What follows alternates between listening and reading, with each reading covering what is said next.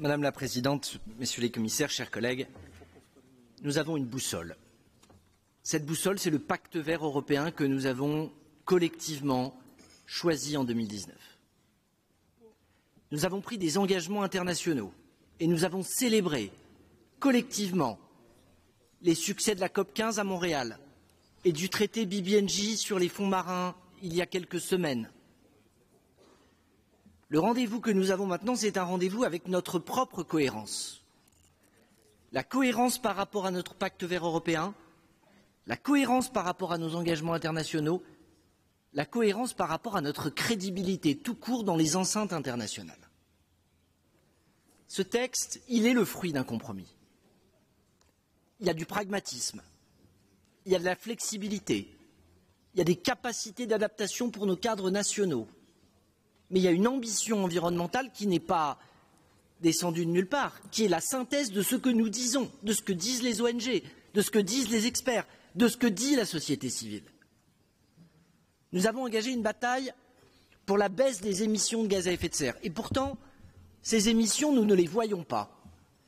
Nous ne pouvons pas, quand il s'agit de nature et de biodiversité, ne pas faire preuve d'ambition et d'engagement alors que nous voyons les dégâts produits par nos comportements. Le sujet, ce n'est pas seulement de cocher dans des cases, dans des annexes. C'est de penser aux millions d'espèces menacées sur les 8 millions que recense notre planète.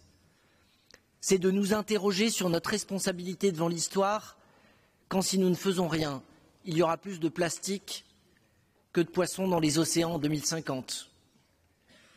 Et c'est de bien nous dire qu'à côté d'engagements internationaux qui dépendent de la communauté internationale au sens large, sur cette restauration de la nature, comme l'a dit notre collègue irlandais, comme l'a dit notre collègue luxembourgeoise, comme l'ont dit tous ceux qui sont exprimés, le sujet c'est ici, maintenant, les endroits dans lesquels nous avons grandi, les terres que nous laissons à nos enfants, les espaces qui permettront à nos agriculteurs de pouvoir continuer à travailler, les lieux qui ont façonné nos imaginaires et qui participent aussi sûrement que l'architecture à nos patrimoines culturels et à une part de notre âme européenne.